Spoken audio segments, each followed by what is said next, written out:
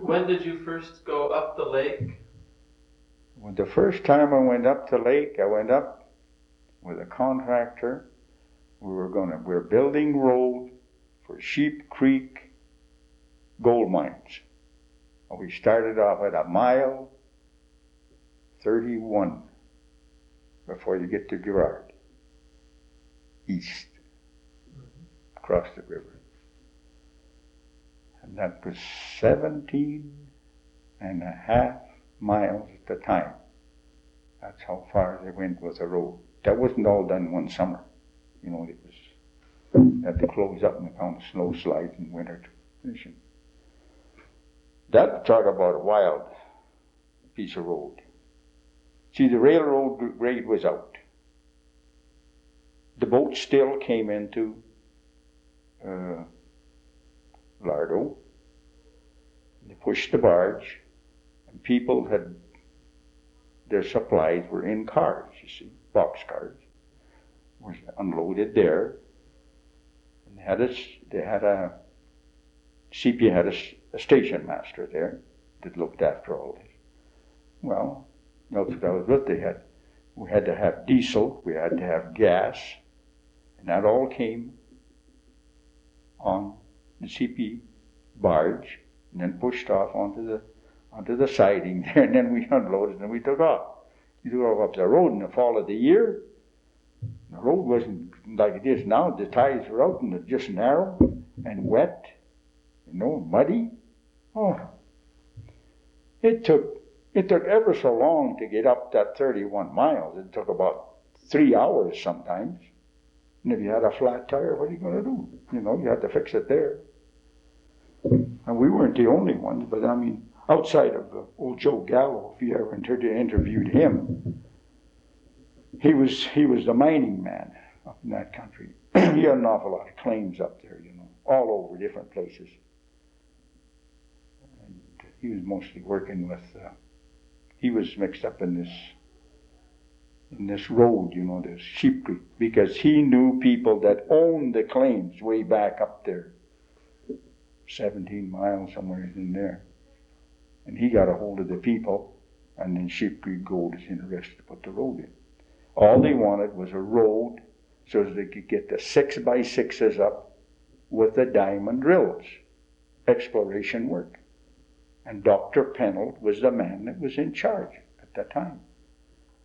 And I remember this was late October, we were up about 13 miles, I think, if I remember correctly. And Dr. Pennell had walked up in the morning. We were living in just a fly camp, on skids, and a tent over it with 3-foot sides, And he came down and started to snow, and he said to me, he says,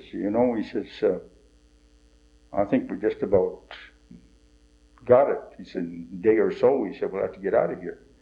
And he told me he went up there before it started to snow, and he tried to find this one portal.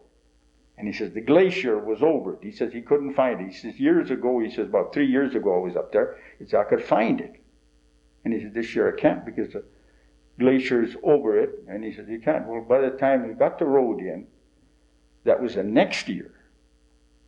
Well, it receded, so they found it. And then, of course, there was all these other claims that were down over the hill. You see, like where, what's his name? Was that after Mikado? Mm-hmm. When they went in, you see. Well, that's what he was interested at the time. And they went up with 2 6x6s when the road was finished. Well, they had a time, I'll tell you. But nobody knows what the results were. I mean, because that was all their business. They didn't let that out. So, what exploration work they did? Okay, the finding, let's face it, wasn't good enough to put more money and really bring a volume out. The transportation cost from there at the time, the condition of the road, the short season, this all combined. So it just kind of was left. And there was other people that were kind of interested in it, and it just kind of deteriorated. Was someone taking the timber off the No. road right away? No. No, it wasn't. Just what they needed, that's all. Do you remember what year that was? Yeah, I think it was about 50 or 51, somewhere in there.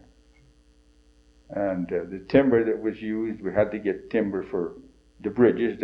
At that time, there was 7 crossings on Healy Creek we had. I understand they cut it back now, different. And all the cable, well, Sheep Creek supplied all the lashing cable, for the bridges at the time. What were you doing in the winter? Would you come back into Nelson? Yeah, I came back to Nelson and picked up something else. Logging? Well, there was some logging, but being unemployed, you just kind of worked around between. I done some work with National Fruit, when they were going. But that was only when you were sent down there by unemployment, something like that. And the unemployment was no heck at the time anyway. I mean, what did you get? I mean, comparing, you just bought a few groceries. That's all it was.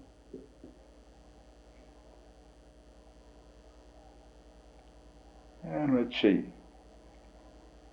Cutting wood by hand, trying to build a house.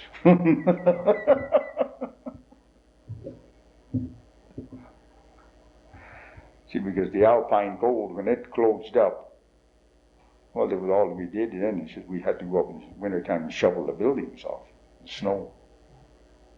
That was a job and a half itself. What's it called? This is a young chap you could interview on that. Bill Hamilton up the lake. Guy Hamilton. He's home. He's just come back from the coast. He had a bypass. He's quite a bit younger than me. Bill spent more time up there than I did.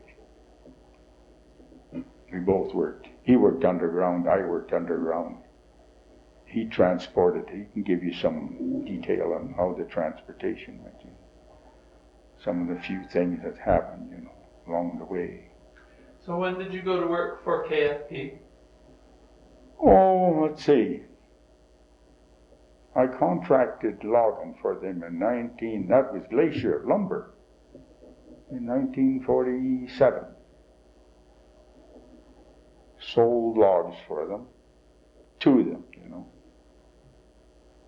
Did you get a timber sale yourself? This was on private land, and then I bought some more adjacent land. It was old, what the heck would you call it?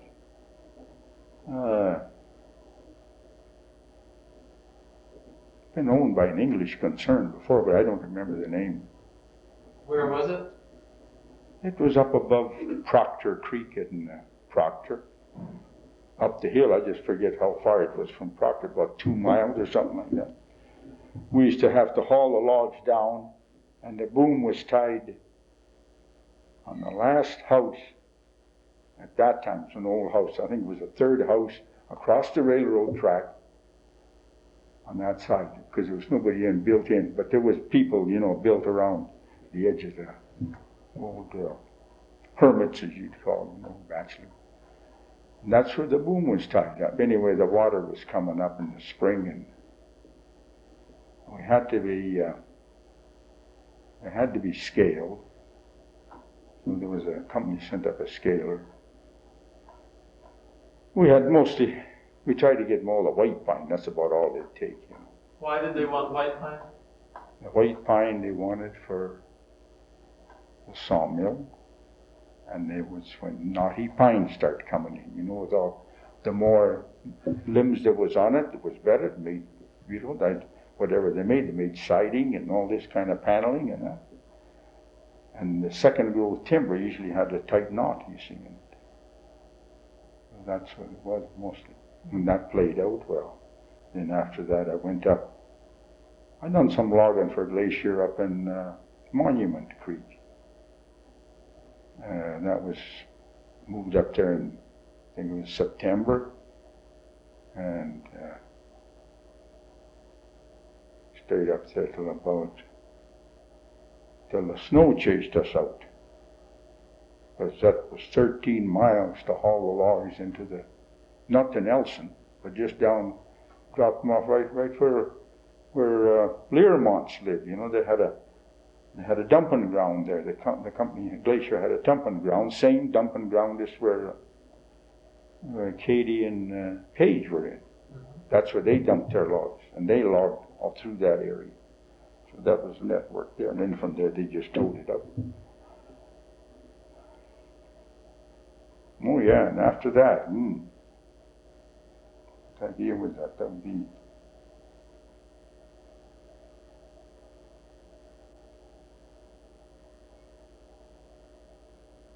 47.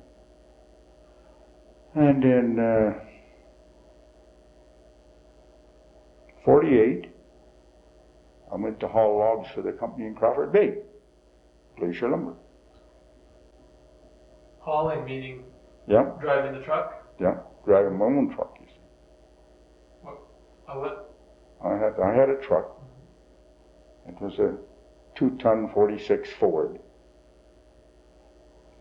wasn't actually big enough, but you try to make a buck, make a living. And what happened there, they were running boundary camp,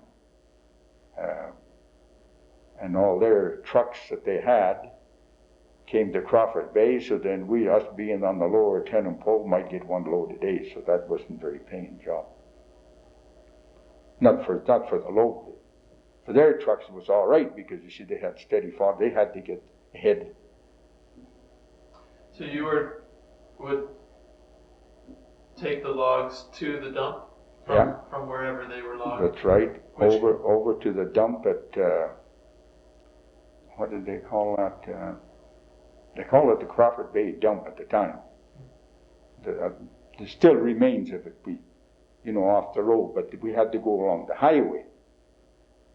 And of course, that was snow, slippery. You didn't have radios in the trucks? No, had nothing. But the roads were just as narrow? Oh yeah, you just had to watch, that's all. Did you have any system or way of keeping track? No way. You couldn't tell, because you didn't know whether the guy would be loaded or not. He just drove cautiously back, because you knew the guy was loaded coming down. His brakes may not be so good. So what kind of truck was that you had? I had a 46 Ford, 2-ton. Single axle? Yep. And the company had, they had KB7s, I think it was, some of them. They had the Internationals, lower one. Did you find that truck here in town? Yeah, it was bought in town. It was bought from, I think they called themselves Queen City Motors. Marshall.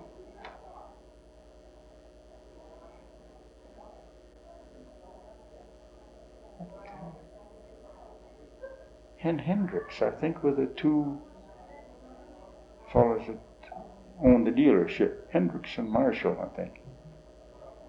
That's where it was bought. Well, it sounded like a lot of money, but it wasn't, really compare now. I mean, for what you got. But at that prices, I think the truck was $2,700 or something like that. It was finance and that.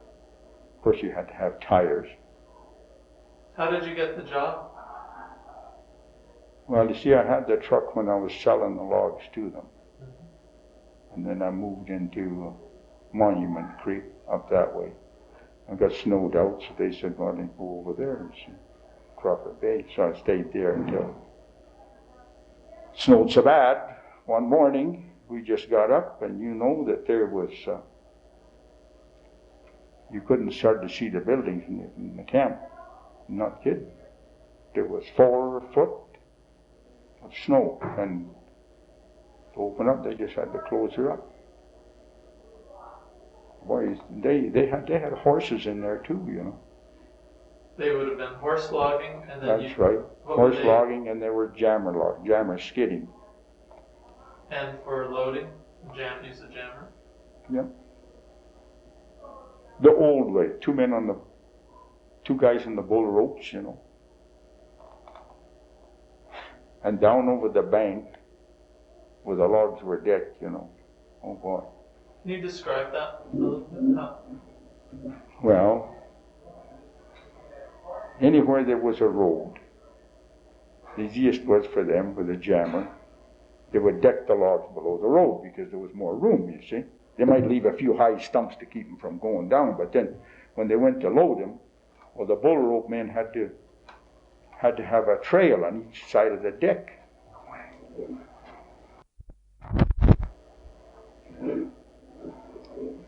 So they would deck the logs below the road. Mm-hmm. The logs would be parallel to the road. That's right. Yeah. You drive the truck. The truck stayed on the road.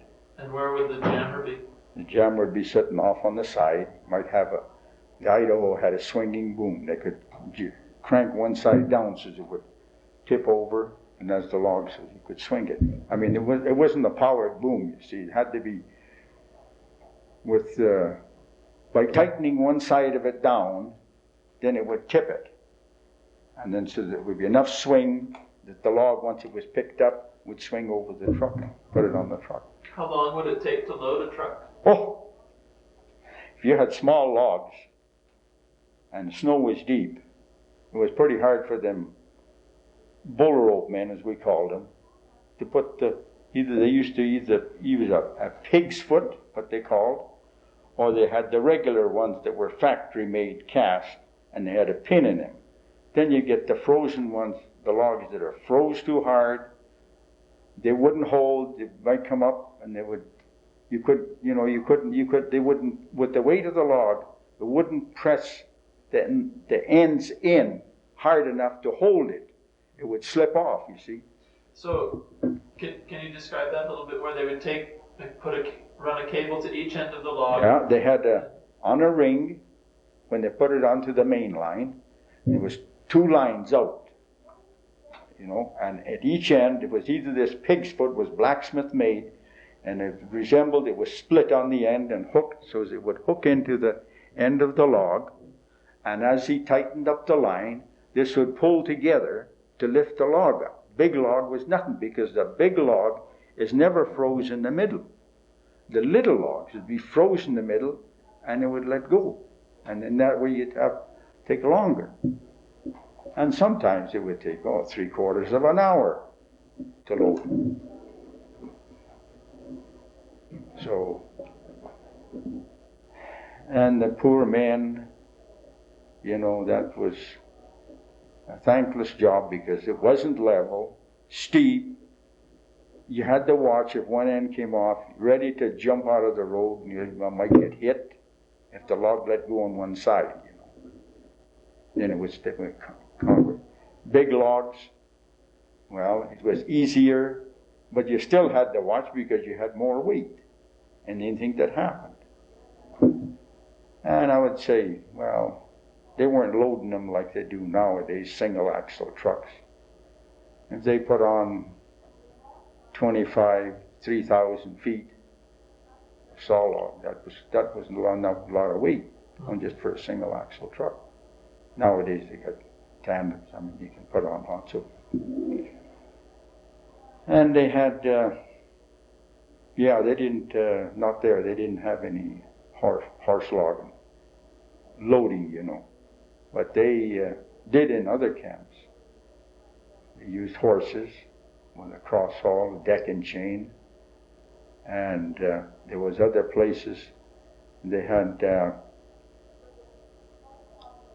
similar framework on two skids built up with an A-frame, and they could pull it, and they just had guy wires to anchor it down, and then they'd use horses on them through block and tackle to lift the log up, and it would swing over onto the truck. And there'd be someone with ropes on the log? They had to have the same thing. You know, even if they used tongs, you'd still have to have a man there with a peavey to put it in the right place. The truck driver would be up on the bullboard, up on top of the truck. What's the bullboard? Well, the bullboard was made like over the cab. See, that was for the truck driver to stand on. Was that for protection? That was for protection. And plus that's where he could try to motion the operator where he wanted that log placed, you see. And he'd have a peavey, so then he'd kind of wiggle it around. That would take quite a crew. Would that be the logging crew when you were there? They would just come out and help load, or was it a separate group? No. If they were yarding with jammers, there was a 3-man crew. The operator, and there'd be the man that was hooking in the bush, and 1 man that was unhooking the log at this end.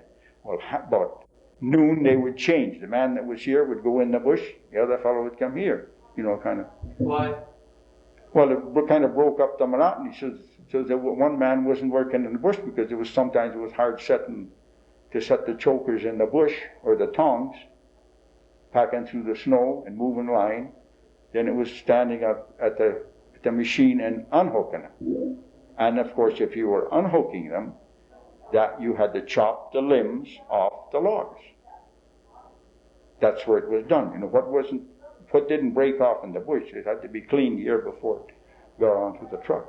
And the operator, well, he was there to operate because he was trying to get mostly contract. They were trying to get more wood, more logs every day if they were on contract because they'd make more. Some were on wages, and the wage wasn't very big anyway. And of course, whether you were a contractor on wages, the chokerman with the lines, you had to have good mitts, leather mitts, because there was jaggers, you cut your hands, you get stabbed and all this kind of stuff. What's a jagger? Pardon? What's a jagger? A jagger is when the cable gets frayed and it's not wore out, but it gets frayed and there's pieces of cable sticking out. Then you go grab it. And if you haven't got good gloves, so you had sore hands. And you could really have sore hands. So you were driving this truck that you'd bought. That's right. On contract to KFP. Yep. Well, to Glacier Lumber. Lumber. Yep. And how did you carry on then from season to season? I didn't. Couldn't make it. With the fuel and oil and tires, I was falling behind. So there was only one way out, wasn't there? Just leave the truck and let the company have it. Because they had a claim on it anyway. The finance company? No. Kootenay, Glacier Lumber. Had they extended the money to you to buy the truck? Yeah. Not really extended it. They had a lease, they had a hold on it, And it didn't work out. Is that how they worked with a lot of their contractors? Yeah, then they went and they sold a lot of their trucks. So much, 1,000 for hauling, and they took 50% or something down for a payment of what you earned, and the other 50% you had was your wages and your fuel and your minor repairs. Minor repairs. That's what was in the contract. Oh, I don't know. They sold practically all of them one time. 7, 8, or whatever they had. So what did you do when you left the company to have the truck? Did you go find some other work for the company, or did you go? No. I worked with some carpenters around town, building some houses. But Well, it was up in Fairview and up in Rosemont and generally around town. The contractor would get a job, I'd just work, give him a hand to put up the forms for the base, for the footings, the basement, and then we'd sheet it and so on. But it wasn't steady, you know. It was just certain, might be one house, 3 months. So if you got 3 months work there, then you'd have to look for something else. I worked on, I worked for the unit. Then after that, West Kootenay was putting the line through to Kimberley. Well, we all worked on the slashing gangs for that. And then, of course, I didn't stay with them the whole winter. We started right below the city power plant, and I wound up at 17 Mile on the North Shore with a gang there. And then after that, I got a job working for Waldie and Sons up in the Arrow Lakes, you see. What did you do there? I went falling, and that was some of the first fancy power saws they had, you know. Well, they was up to date, but things. The old PMs had reed valves in them. They would wear out. And they weren't cheap at that time. A PM saw right here in Nelson, Centerwood, had the dealership where that building where the Speedy Auto Glass is.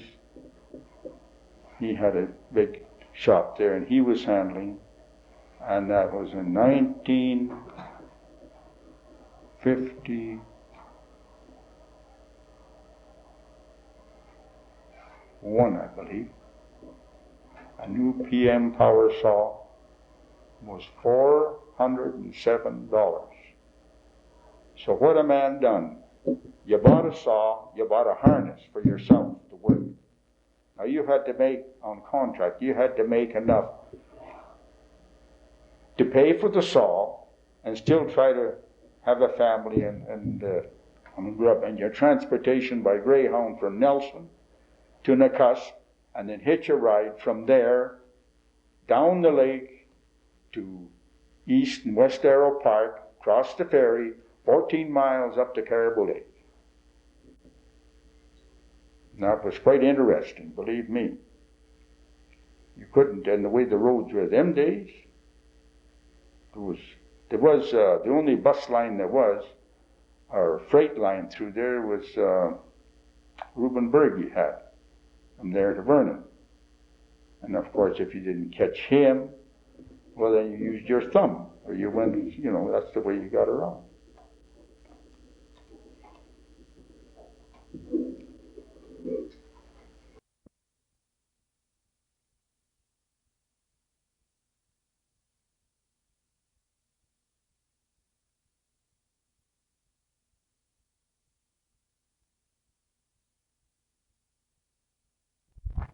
They had, he freighted a lot of cattle, you know, and stuff, because they had a farm.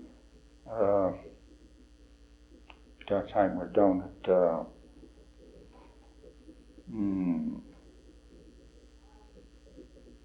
the heck do you call it? Near Nakusp? No, down below Nakusp, below East Arrow Park, and above Folk here. What the heck's the name of the place?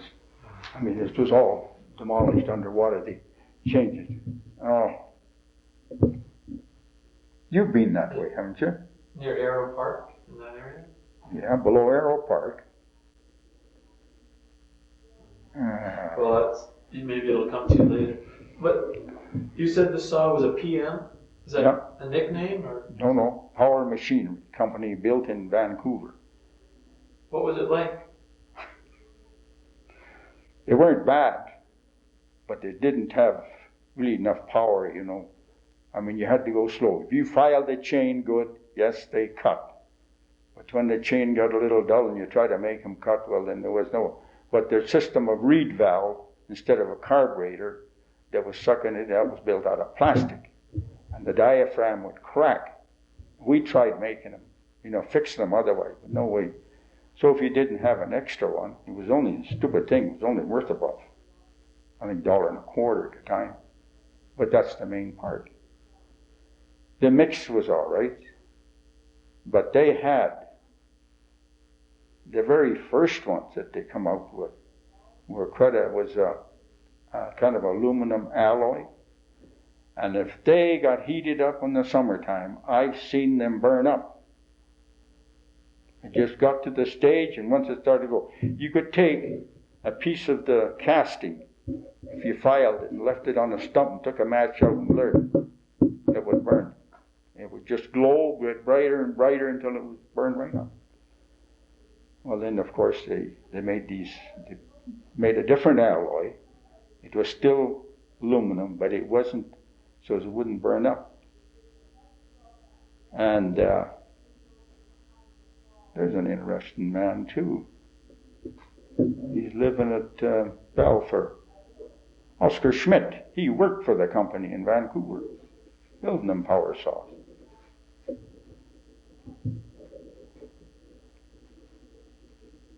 He's an old timer. He had a small engine operation on the lake. And then he worked for KFP too? Yeah, he worked for, he was kind of a power saw man on his own. He was fixing saws for the guys after work, and he was looking after the contracting of hire and fallers and all that. He worked for them for 18 years or something like that. And before that, he was in Vancouver at the plant.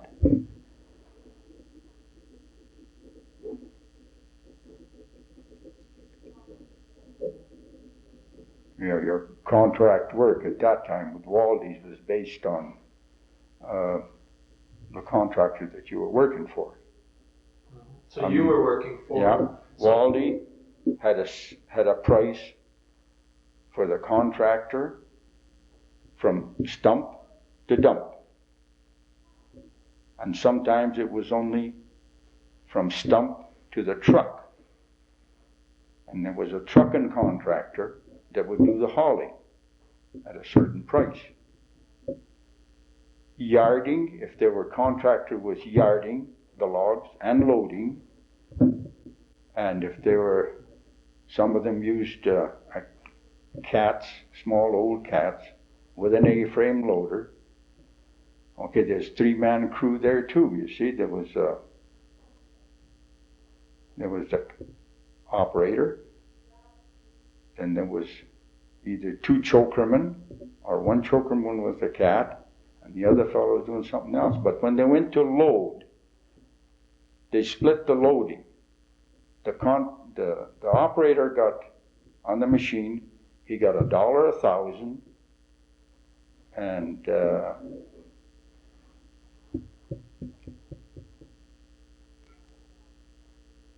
if they were yarding,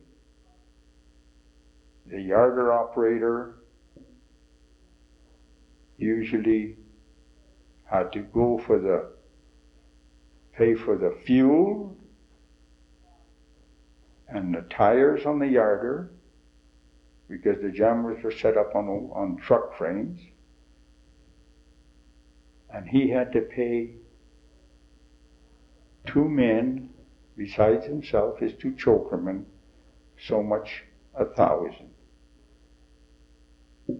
And if they took the contract at yard and say $3 1,000, that included the loading.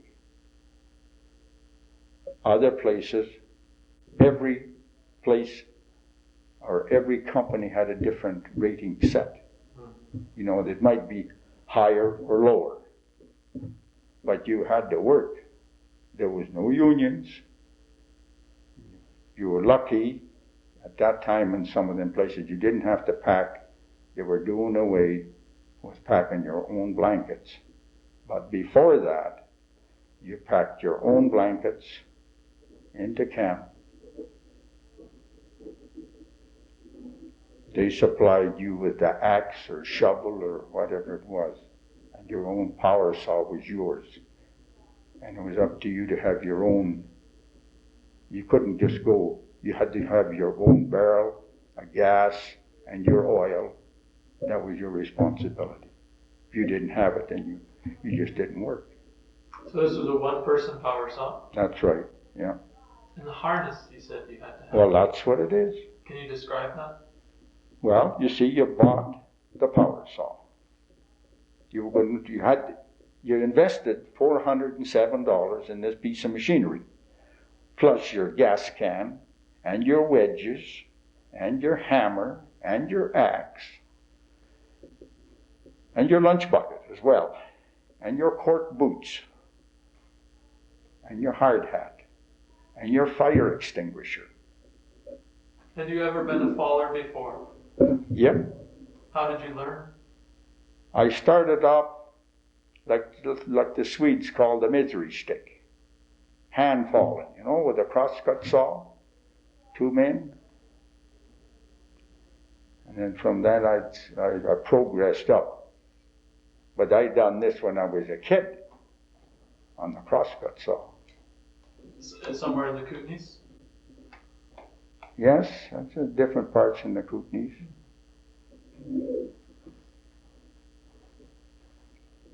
And of course I've done some of that up north too, northern Alberta, or northern BC. What was the name of the dealer that had sold the power saws? It was down in Gerrard Truck and Tractor. That was the name of the company. Yeah, it goes back a long, long time, that does.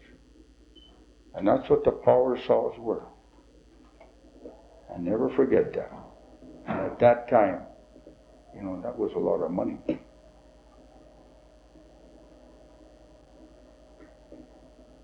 The best I ever done when I was at Waldie and Sons.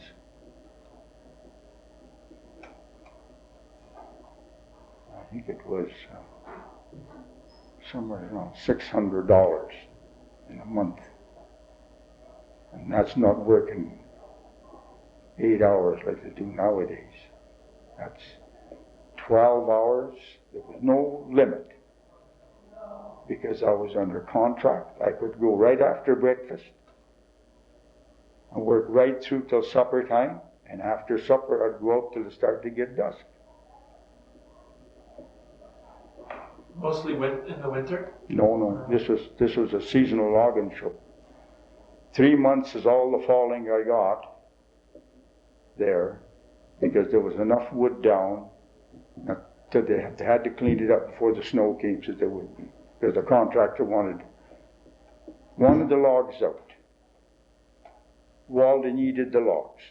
You couldn't leave too many logs in the over winter, because that was already harder to get them out. You've got money tied up in it, you see. So there you were. You bought this power saw, worked 3 months. 3 months. That's right. They lay you off. Yeah.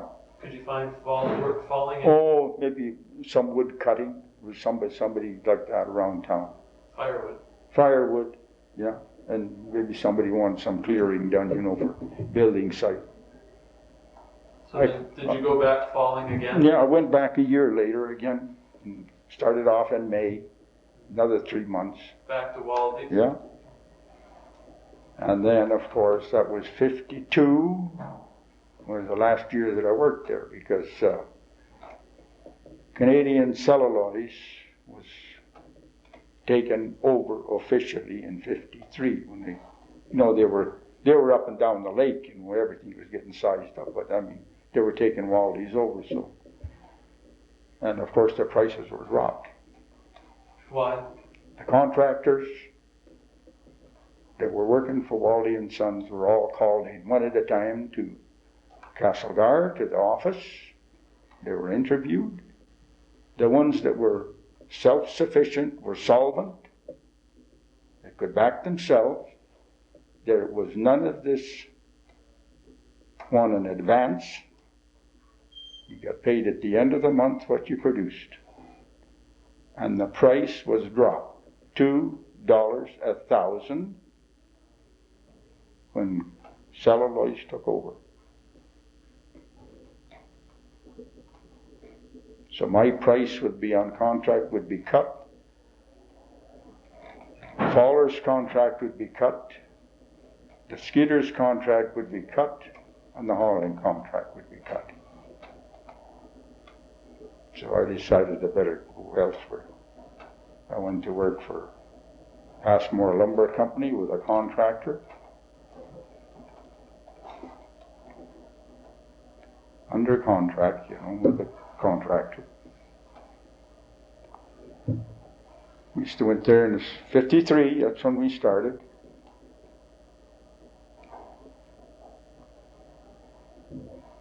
Burns, we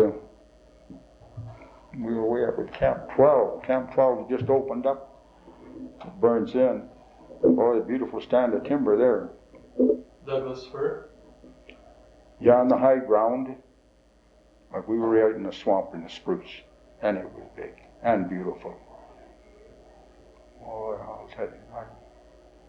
There was there was underbrush in it, but boy, I'll tell you, it was a nice stand. There's no two ways about it.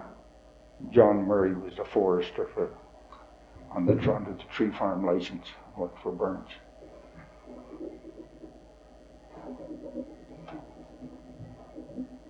Just to see. Yep. I think we're okay.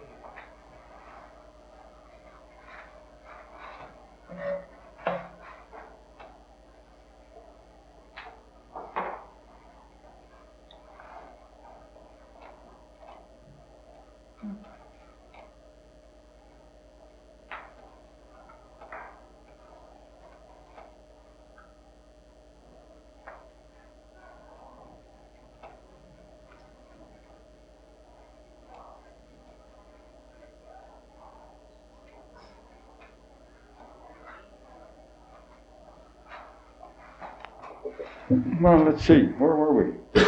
So you were working at Passmore, still falling. Did you still have the same PM saw?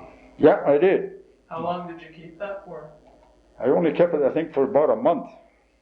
Then we had to switch. Everybody bought McCullochs. They came from the States. They were built. There was a new factory. I guess and all the engineers were young, but we understand. A fellow by the name of Paul Hlookoff. He was mixed up in the agency, and they had a store right on Baker Street. It was right next to the cycle shop. Where the cycle shop is on Baker Street. Whoever owns that now. Gerrard's. And there, but yeah, and the next building over. That was their store. Markins? No, it was Hlookoff and Sons, and the sales representative was Paul Hlookoff. He was a young fellow. He was in the Air Force, I guess. He had a lot to do, but he knew some of these people in California. And that's how come the McCulloch got started here. So was that improvement? Improved. The price was a little more, but for power and speed, it really cut. And of course but they weighed, I forget what it was, 50 some odd pounds when fueled up. So naturally, and by the end of the day, you got one arm longer than the other.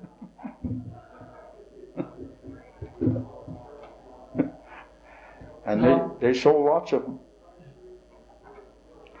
Can we take a 5 minutes Sure. of your time? Yep. Just bring everybody in for. In the way you describe the change between Waldie and Celgar. Yeah, and not many people know that, but I know. You see, the price was cut. Like any contractor, like I said, was solvent, could look after himself. Waldie, he was a little different. He was an honest man. And there was very seldom a contract signed between a contractor and Waldie and Sons. It was a handshake the old way, and that was it. And Waldie didn't have the money, the finances to go with it. But there would be fellas would be in debt. Okay, so then they'd want, he'd go up once a week or so up the lake in a tug. And he'd meet all the contractors, there was a meeting place, okay, so they wanted so much money, well, he could give them so much whatever he had, but he allotted so much, the money was short. And the guys would work, and some of them were taking advantage of Waldie, They were getting behind, they either weren't producing enough wood, and they'd get overpayment. Well, how is he going to collect from them? You see, this happened. The fellows that were honest men too, Okay, everything was above board. Waldie would settle up the accounts before Christmas with them for that year, you see. And they would know what equipment was bought and how much was owing against what, and they would carry on to the next year. But when Celgar came in, this was different. If you could not finance yourself for 30 days till that check arrived, there was no advances in between. That was stipulated. That was it. That was the regulation. They had the money, but you had to show that you could work on your own. So that's why I said there was a lot of them got weeded out. And the solvent ones, I happened to be working for the one that was solvent, because Ed was honest, and he told me, he says, don't matter, Joe, he says, just because I'm a mason, he says, that doesn't mean anything, but he says, we're in business. He says, I got to make it pay. I got to make these things work. And this was Ed? Ed Munn, yeah. Ed. He had two brothers. One worked on the Alaska Highway during the war, and the other one was a public relations man at Powell River Pulp and Paper. Was it Munn or Monk? Munn. Munn. And did he have his own camp? Yep. He was responsible for the camp, and that come in, his logging price had to cover that. How many crews would he be running? Well, he had two Morton boys. They had a team of horses. One was a faller, one was a teamster. And I was falling for the yarder. He had another guy there with a team of horses. As a matter of fact, it was Glenn Weatherhead. You might have heard of him in Nakusp. Mm-hmm. I mean, he runs a funeral parlor now, but at that time, he was mixed up, and he had a team of horses, and he was falling. He had hired fallers, and his dad was a real logger. I think there might be some write-ups in somewhere about him. That his dad, when he moved to, his dad ran camps, CPR tie camps in the East Kootenay, where the CPR built rail line, right into the woods, all like around Skookumchuck area and through there. And he had the contracts. And Weatherhead did not drink, he did not smoke. And his father used to go to town. He kept his dad was pretty old then, He kept his dad in the camps. He'd be bull cooking in the camps. And of course, his dad wanted to go with the boys, go to Cranbrook or wherever there was a bar, kind of celebrate a little bit. But I guess he couldn't stand it, and he told his dad one day he was going to fire him right in front of the whole goddamn bunch of Swedes and Norwegians, the old man just laughed. You can't fire me, I'm your father. That settled that. But I'll tell you, my travels round Nakusp and Revelstoke and in East Kootenay, I ran into men that were young men, and they worked for that Weatherhead. Boy, I'll tell you, He said, you never seen nothing like it. He would get so mean at times he would walk down the skid road and the guys would be coming in for supper, quitting time. And he said one day he just had no reason at all. 2 sets of good fallers, no Swedes. He says he just fired them. Just like that. Just because something had went cranky somewhere, And then, of course, it was nothing. There was known fact. He had 3 crews. 1 coming, 1 going, and 1 working. That's known all through the East Kootenay, the old-timers. And George McGinnis and all them fellas, old-timers, they told me that same thing. Now, George McGinnis, he logged up in the Duncan, didn't he? Weatherhead? George McGinnis. Yep, George McGinnis, years ago. George McGinnis, an old, pretend a rotter. Frank? Yeah, the old man. Yeah. He logged up to Duncan, and Frank, believe it or not, built road from the head of Hauser Lake along there for a stretch, some government project, or it was under some, it wasn't for the forestry, but it was some other project. Yeah, there was remains, I can remember the remains of the skidways and some of the poles that were still left on the river banks from McGinnis up there. I met McGinnis way back in 56 in East Kootenay. Well, so after you finished working for Passmore? Oh, I didn't finish there until February 58 in the spring. So you worked there for 5 years then? Yeah. Then from there I went on a contract job for Purcell Lumber in McCulloch Creek for 3 months. Where's that? McCulloch Creek going down from Nakusp. Oh. It's right at, there's a kind of a park there in McCulloch Creek. We were up exactly 7 miles up is where I was. There was another contractor just below us. That contract called from stump to dump to the mill. And their mill was just below, just a minute now. You know where Celgar's got their shop down below Nakusp on that bay? Well, that's on Leary's property. They bought Leary's up, Mrs. Leary. She had that was on her part. But when the water was low, it was just down that.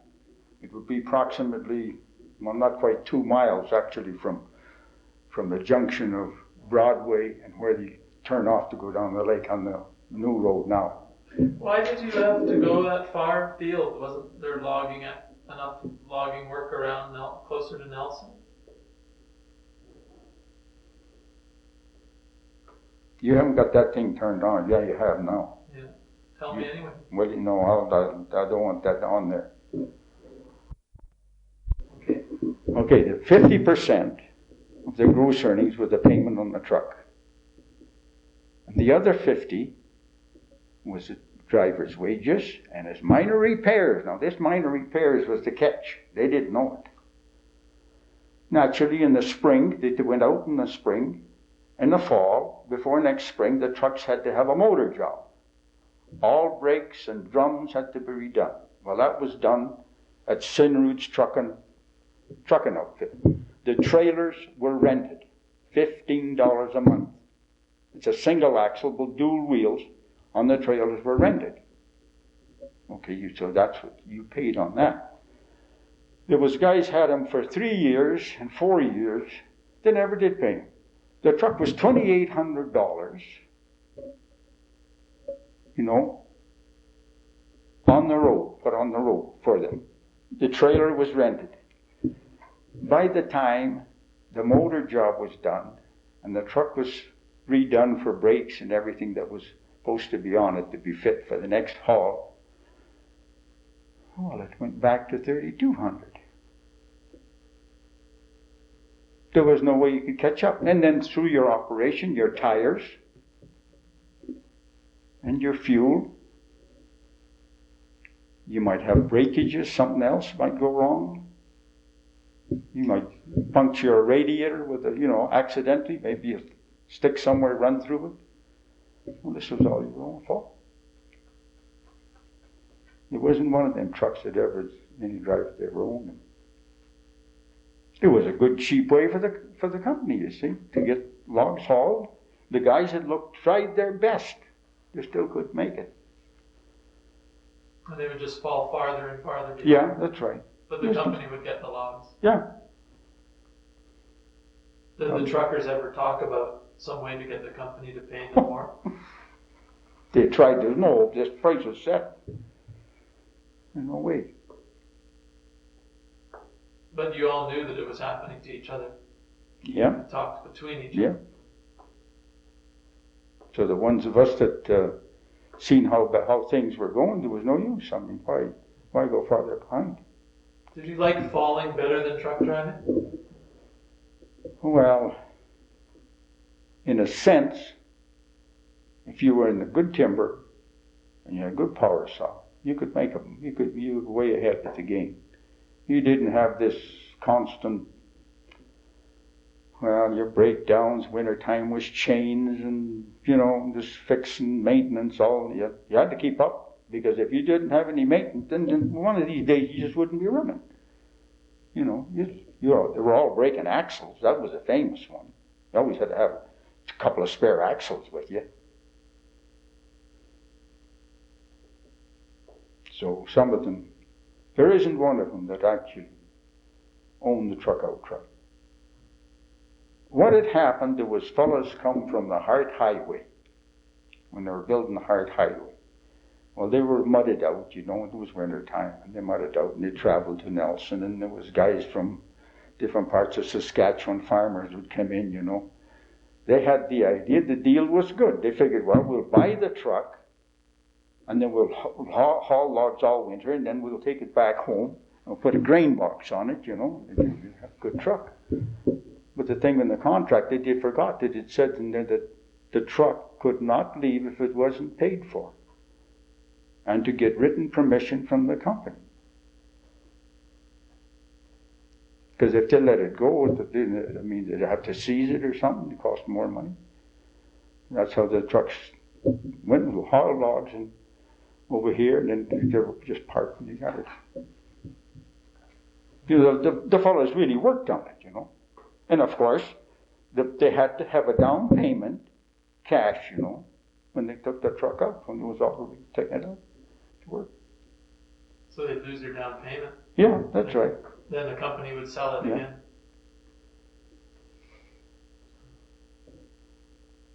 There was only 2 guys off the Hart Highway that got ahead of the game.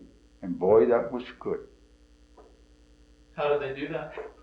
They come in, they signed up for a truck, they didn't have any money. This was at 50%. It was all legal. And when they went to work, haul logs for the company, with their company trucks, they knew that 50% of their gross earnings would automatically be payment on the truck. Well, they watched that other 50%, which was their wages and their minor repairs. They made sure they didn't have any minor repairs. They even got away with not paying for the tires. But they'd wear out tires. Yeah. But you see, they had friends. It was the other drivers too, you see. Well, what's happened? The guy that had excess at the tire shop, that was working for the company by the hour. Well, okay, so he needed a tire, didn't he? Well, what happened to yours? Well, it was flat. So somewhere along the line there was tires exchanged, you see. So the company was getting back a bit of what it was dishing out. Kind of along the roundabout way, but... Later on, you went to work for KFP in the 70s. What was your job there? You were a foreman? Oh, I went for them on quality control. That's what they was hired for. In the bush? Yeah.